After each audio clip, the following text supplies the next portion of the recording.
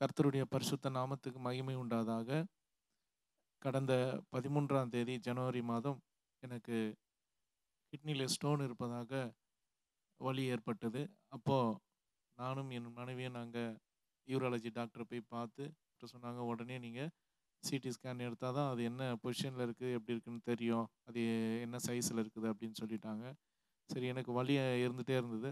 உடனே அன்னைக்கே நாங்க இரவு சிடி ஸ்கேன்லாம் எடுத்துட்டு வந்து டாக்டர்கிட்ட காமிச்சோம். அவர் பார்த்துட்டு, "இது 10 இருக்குது. இது வந்து கிட்னிலேருந்து கீழ இறங்கி யூரின் பிளாடருக்கு வந்துருச்சு. இத உடனே நீங்க ஆப்ரேஷன் பண்ணணும்." அப்படின்னு சொல்லிட்டாங்க.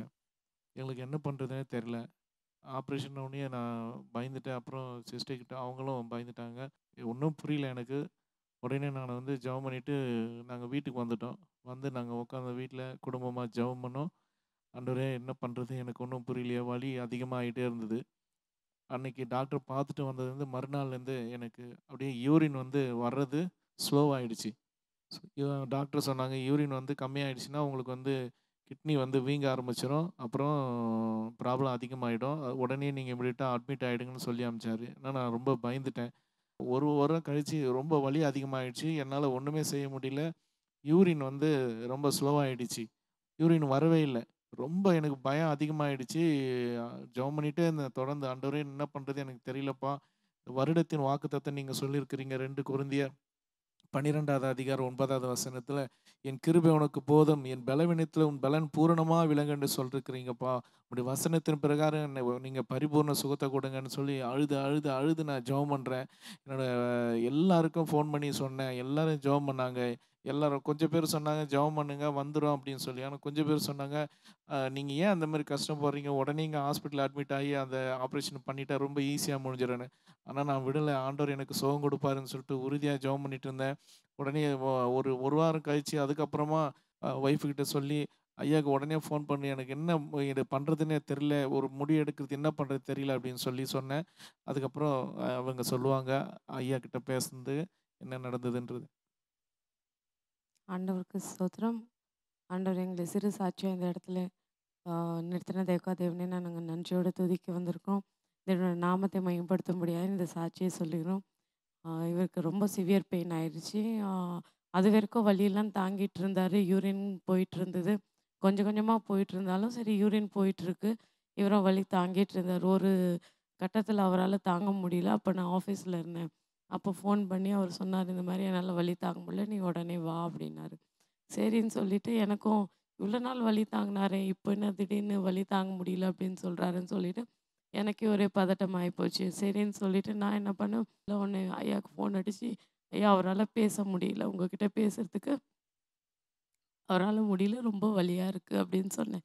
அப்போது பாஸ்டர் உடனே ஜெபம் பண்ணாரு. அப்போ ஆஃபீஸ்லேருந்து வெளியில தான் வந்துட்டு இருந்தேன். ஆண்டவர் வந்து அவர் மூலியமா ஒரு பலத்த நல்ல ஒரு தைரியத்த குடுக்குற ஒரு ஜெபத்த பாஸ்டர் ஐயா செஞ்சாரு. "நீங்க போங்க, உடனே எதனாவது ட்ரீட்மெண்ட் பாருங்க. நாங்க ஜெபம் பண்றோம். தொடர்ந்து என்னன்னு சொல்லி எங்களுக்கு அப்டேட் பண்ணுங்க." நான் ஹாஸ்பிட்டல் போனோம். அதனால ஹாஸ்பிட்டல் போனா இவரு ஆப்ரேஷன் பயப்படுறாரு. என்ன பண்றதுன்னு தெரியல. அதுவும் ஐயாக்கு நான் சொன்னேன்.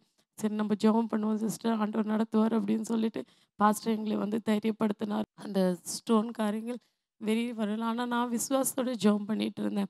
"ஏசப்பா, அது கல் வந்துட்டு வரணும் அப்படின்றதுலாம் சொல்லல. வந்ததுக்காய் ஸ்தோத்திரம்" அப்படின்னு மட்டும் நான் சொல்லிட்டே இருந்தேன். அந்த கல் உள்ளேருந்து கரைந்து வந்ததுக்காய் ஸ்தோத்திரம் மட்டும் நான் அந்த நாள்லேருந்து நான் சொல்லிட்டே இருந்தேன். அது சொல்லும்போது அதே மாரி அந்த கல் வரும்போது பார்த்தீங்கன்னா, ஒரு 10 எம்எம்ன்ற கல்லு ஒரு 6 எம்எம்க்கு கிட்டத்தட்ட ஒரு 4 எம்எம்க்கு அது கரைஞ்சு தான் வெளியில வந்தது.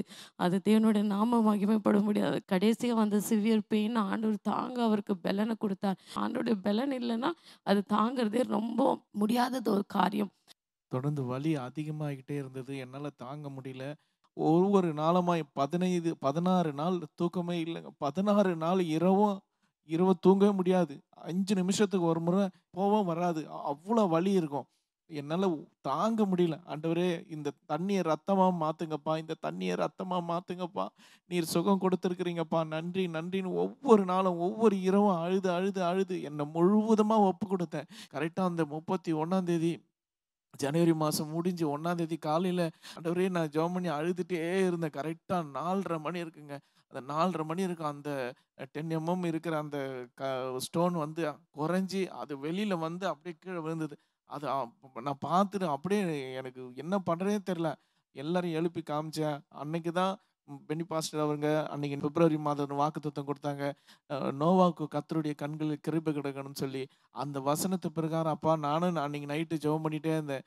அப்பா நோவாவுக்கும் கர்த்தருடைய கண்களில் கிருபை கிடைக்கும்னு சொல்லியிருக்கிறீங்களா? அந்த கிருபை நீங்க எனக்கு என் மேல நீங்க வைங்கப்பா, என் மேல வைங்கன்னு சொல்லி ஆண்டவர் பரிபூர்ண சுகத்த கொடுத்தாரு. அந்த ஸ்டோன் வெளிய வரும்படியாய் அத என் கண்ணால பார்த்து ஆண்டவருடைய நாமத்தை மகிமைப்படுத்துமாய் கிருபை செய்தார். கர்த்தருக்கு கொடான கோடி ஸ்தோத்திரம் நன்றி.